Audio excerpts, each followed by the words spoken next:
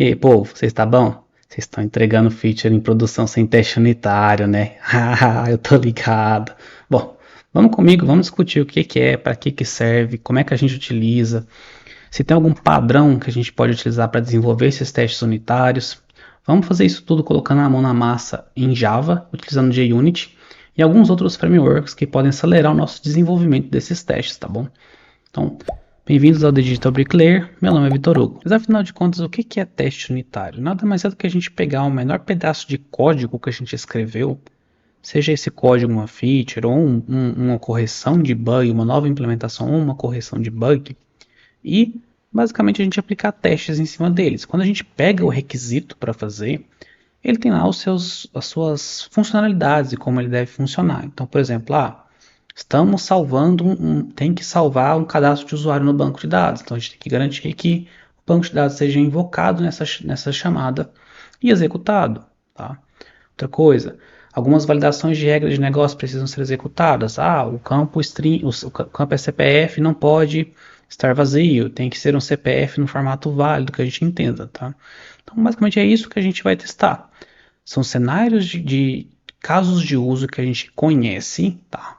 Tanto os cenários positivos, que é como a interação realmente deve funcionar, como cenários negativos, que é basicamente os casos que a gente conhece que vão dar algum tipo de exceção ou não é o comportamento esperado, mas que a gente tem que tratar isso. Então, por exemplo, o caso que eu citei do CPF é um caso clássico de que a gente tem um teste unitário tanto para o caso positivo, em que o usuário passou o CPF corretamente, e a gente tem um teste para o caso negativo, quando o usuário ou coloca um CPF em branco ou coloca um CPF inválido. Então o sistema tem que estar preparado para validar essas duas coisas e trabalhar com essas duas coisas. Tá? Então a gente vai testar justamente isso. Tá bom? Vou deixar aqui uma frase que, se eu não me engano, foi Dijkstra que disse, ou Dijkstra, não sei a pronúncia correta do nome, tá bom? Onde que testes eles mostram a presença de bugs, não a ausência deles. Então a gente escreve pequenos pedaços de teste para testar pequenas funções, porque a gente conhece aqueles problemas ou situações que existem, tá? Só que isso não garante que seu código vai estar perfeito, 100% à prova de balas. Não existe código perfeito, não existe solução 100% performática em computação, tá? Sempre vai ter alguma coisa para cuidar, sempre tem alguma variável que você não controla, tá bom? Então, por exemplo, nossos testes estão validando que está sendo inserido no banco de dados. Só que, o que garante em produção que você vai realmente conseguir uma conexão com o banco de dados para que aquele registro seja inserido? São problemas que podem acontecer. Testes unitários não garantem que esse tipo de problema não vai ocorrer. Eles são uma ferramenta para garantir que, para os cenários que a gente conhece, o software está funcionando, tá, pessoal? Então, pessoal, dentro dessa forma de criar testes, a gente pode seguir um padrãozinho que chama Give, When, Then. Tem outros nomes para esse padrão, tá? Eu gosto dessa forma porque acho que é mais fácil de memorizar. Que significa Give. Você vai inicializar todas as suas variáveis, todos os seus objetos que você precisa para fazer aquele teste. When, você vai invocar de fato a função que você quer testar, tá bom? E o then, você vai fazer verificações em relação à execução daquele software. Então é onde você vai testar se a iteração do seu software resultou com sucesso, dado aquele resultado que você espera, tá bom? Então seja esse resultado um caso de sucesso ou um caso de falha. Bom, pessoal, dado esse padrãozinho que a gente está seguindo aqui, vamos criar um projetinho em Java, colocar o JUnit nesse projeto e vamos criar alguns testes unitários para que a gente consiga visualizar esse padrão na prática, como é que a gente pode testar. Além disso, vou mostrar alguns recursos do JUnit. Então, pessoal, vamos criar um novo projeto aqui, coisa rápida. Testes unitários, tá? Java, Maven, tá? Para mim tá ótimo isso aqui, beleza? Espera ele indexar aqui. Bom, aqui temos um projeto vazio, sem nada aqui, só main, né? E o pacote de testes.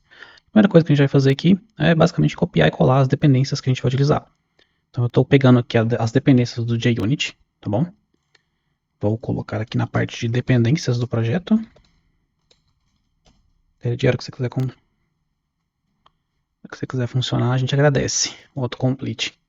Bom, coloquei aqui a parte do JUnit Jupyter Engine, tá? Que é basicamente o core do JUnit. E o que a gente vai fazer? Eu vou criar uma classezinha aqui, coisa bem boa, rapidinho. Vou criar uma classe aqui, calcular, por exemplo. Vamos colocar aqui um método público, soma, vou receber 2 inteiros.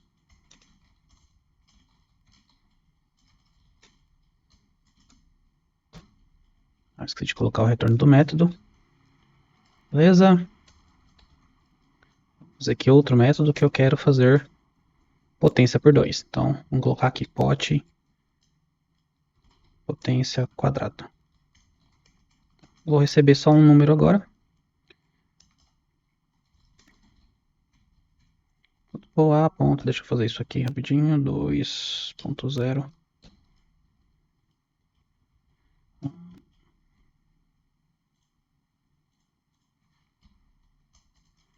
Deixa eu fazer só um cache aqui, pessoal. Tá, o que acontece? Essa classe foi criada para fazer uma soma e fazer a potência quadrada de um número, tá bom? Como eu disse, a gente usa teste para testar se o que a gente implementou ou o que a gente corrigiu está funcionando corretamente. Então o que eu espero? Quando eu passar dois números, espero que a soma seja feita corretamente, tá? Quando eu passar um número para fazer a potência, eu espero que essa potência, e como aqui é uma potência quadrática, que essa potência esteja correta, tá? Vou fazer testes usando aquele framework que eu citei mais cedo, que é o give, when, then. Então vamos aqui. No pacote aqui de testes, vamos criar aqui calcular teste. Eu gosto de manter o nome da classe que eu estou testando, tá? E adicionar um teste na frente só para mim saber, caso esse teste quebre, para mim achar esse teste mais fácil, tá bom? Vou marcar aqui, @teste. Tinha esquecido de baixar as dependências, tá, pessoal?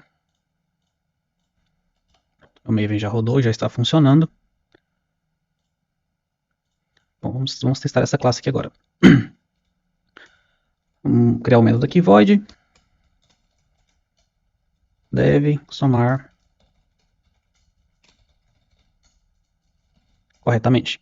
Então, o que eu levo para mim quando eu estou escrevendo um teste?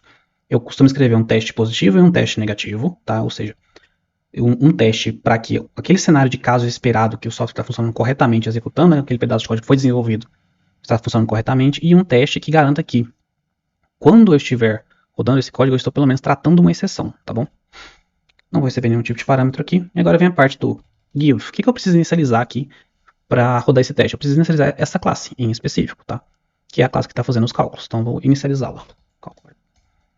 Calcular. Recebe new calcular, tá? Bom, já tenho o meu give. Vamos fazer a parte do when. Então é a parte que eu vou executar o meu código. Então aqui eu vou de fato chamar essa função e eu quero pegar o resultado disso, tá? Então calcular ponto. Vamos testar a soma, porque o meu método está testando a soma, ok? Passa dois números. E vamos pegar o resultado disso, que é um integer. Resultado. Agora o then, que eu tinha falado para vocês, é onde a gente vai fazer as validações, tá? Então, assertions, que é onde tem algumas validações do JUnit, tá? Ponto. Eu quero verificar se o resultado veio corretamente. Então, o que eu estou esperando aqui, tá, pessoal? Ó, primeira parte daqui do método, ele dá para você entrar o que está sendo esperado, tá bom? E o que foi retornado. Como eu estou somando 2 mais 2, eu espero que o resultado seja 4. E qual foi o resultado corrente? Vou passá-lo, tá? E verificar. Caso isso aqui seja verdade, ou seja, o que eu estou esperando, 4, for igual ao resultado, o teste vai passar. Caso contrário, o teste vai falhar, tá? Então é nessa parte que a gente vai utilizar assertions. Então vamos executar aqui o teste. Esperar o IntelliJ buildar, compilar. Executei o teste e olha, mostrou a minha classe verdinha e aquele teste que a gente acabou de escrever, ele passou, porque ele somou corretamente, tá bom? Então vamos fazer um outro caso aqui, que é o da potência, tá? O teste, não vou retornar nada, tá bom? Então aqui, deve fazer pot quadrática.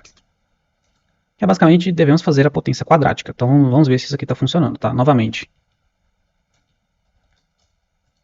Give when then. Então vamos inicializar a classe aqui de novo.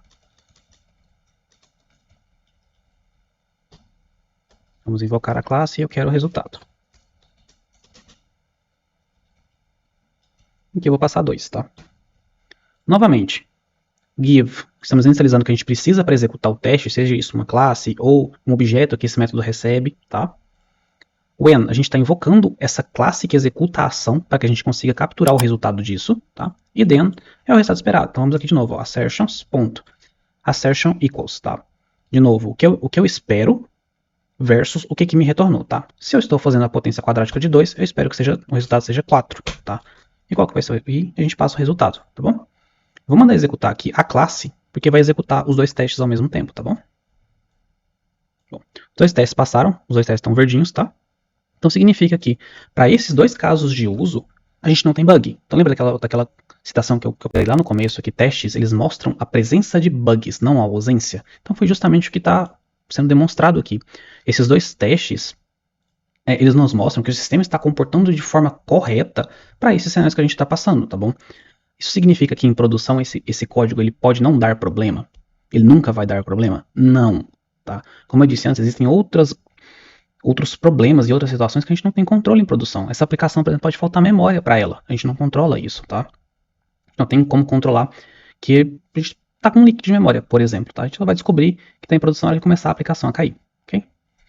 Bom, então pessoal, imagina agora o cenário que a gente quer testar esse pedaço dessa função aqui para vários inputs diferentes. A gente não quer sair copiando e colando esse teste aqui. O que a gente pode fazer? A gente pode utilizar um recurso que chama testes parametrizados, onde a gente consegue passar diferentes formas qual que vai ser a entrada dessa função aqui para ele executar o teste, tá?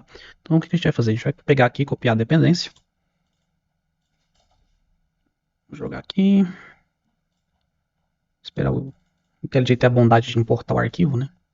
Acho que ele já importou. E vamos vir aqui, ó. Eu não vou criar um arroba teste agora, tá, pessoal? Eu vou criar um arroba um teste parametrizado, tá? Onde eu preciso passar qual que é a fonte de dados, tá? Uma dessas fontes de dados que a gente pode utilizar é um value source, que é basicamente um método, uma anotação onde a gente vai passar uma lista de valores que vão ser utilizados para aqueles métodos, ok? No meu caso aqui eu vou passar uma lista de ints, vamos passar 1, 2, 3, 4, tá? E só para a gente ganhar um pouquinho de agilidade, eu vou dar um Ctrl C, Ctrl V no código aqui, tá? Com uma pequena diferença. A gente deve passar aqui na assinatura do método qual que vai ser a variável que a gente vai colocar esses valores dentro, ok? Então aqui no caso eu estou passando a variável número, onde esses números vão ser colocados aqui dentro e sendo executados esses testes, tá bom? Basicamente eu vou fazer aqui número mais número, ok? Então aqui a gente espera que o número mais número, que é o valor esperado, seja o resultado da nossa função, tá? Então novamente, a gente quer passar uma série de valores para o mesmo teste para verificar se todos esses valores vão passar nesse teste que a gente está executando, tá bom? Então cada um desses valores aqui ele vai ser acoplado a essa variável e esse teste vai ser executado. Nesse caso aqui, esse teste vai ser executado 4 vezes, porque eu tenho 4 números, ok? Vamos executar aqui para ver se isso é verdade. Ó, para cada valor, ele foi executado, tá? Ó, foi executado 4 vezes. Bom, isso é uma forma de passar, tá, pessoal? O que a gente pode fazer aqui? Existem outras formas de passar valores para testes parametrizados. A gente pode utilizar a função, que no caso a gente poderia vir aqui, ó. Teste parametrizado. Qual que é a função que vai gerar isso? A gente tem que criar essa função. Então, qual que é a fonte de dados? No nosso caso aqui vai ser uma função, ok? Então, vamos aqui. Local value gera inteiros. Tá? Novamente, deve somar corretamente método. Tá? E a gente tem que colocar aqui nossa variável de entrada, que vai ser um número, ok? Só copiar isso aqui de novo, para a gente garantir um pouquinho mais de tempo. E a gente tem que criar essa função. Ó, inclusive o IntelliJ já está reclamando aqui pra gente. Aí, maluco, você não vai criar essa função aqui pra gente trabalhar nela, não? Então, vou criar um método aqui, ok? E, basicamente, o que eu vou retornar para ele? Vou retornar um string.off. Eu vou passar os números aqui. 1, 2, 3. Opa. 3 e 4. 4. Tá bom? Tem que fazer build aqui.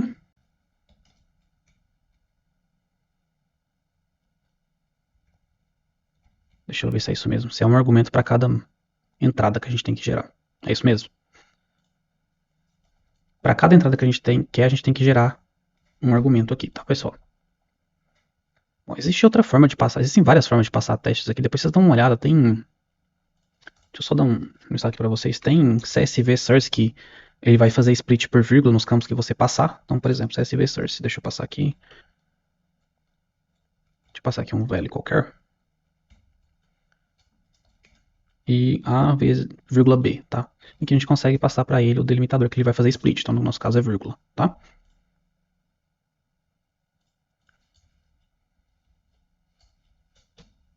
Tá? No nosso caso aqui é vírgula. Então, se vocês usarem ponto e vírgula aqui, vocês teriam que usar ponto e vírgula no delimitador também, ok? Bom, pessoal, acho que é isso. Eu vou deixar o Mockito pro próximo vídeo. O vídeo tá ficando um pouco extenso, então eu vou quebrar em duas partes esse vídeo, tá, pessoal? Então, pessoal, algumas considerações finais que a gente precisa ter aqui é que, como eu disse naquela citação de Dijkstra, não sei como é que fala, testes vão mostrar os bugs para os cenários que a gente conhece. Não vão garantir que a aplicação ela tá realmente 100% dos casos ela vai funcionar corretamente, ok? Existem cenários que a gente não conhece, por exemplo, a gente pode ter uma perca de conexão com o banco de dados, a integração com o fornecedor seu pode falhar, isso causar um erro de negócio, então testes não vão garantir que a sua aplicação realmente esteja 100% à prova de tudo, ok? Eles ajudam a garantir que os cenários que a gente conhece, tá, ó, chuchu, beleza, funcionando, que é uma beleza, né? Vamos para algumas boas práticas aqui, algumas que eu incentivo a galera que trabalha comigo a utilizar. Claro, temos negociações em cima disso, tá?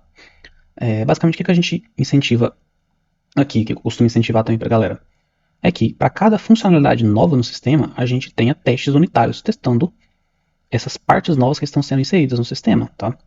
Outra recomendação que a gente tem, que eu sou muito chato com isso, eu pego muito no pé, que é realmente rodar esses testes unitários para cada branch que a gente cria e principalmente quando a gente vai subir código novo para a produção. Porque se a gente tem uma coleção de testes unitários aqui que garantem que os cenários que a gente conhece estejam funcionando corretamente, por que não rodá-los antes de subir para a produção? Porque a gente está inserindo código novo, então a gente está inserindo coisas que podem de fato quebrar. Então a gente vai rodar esses testes para ter uma pequena garantia de que o que já estava funcionando continua funcionando ali. A gente não vai subir código que não está funcionando para a produção, tá, pessoal?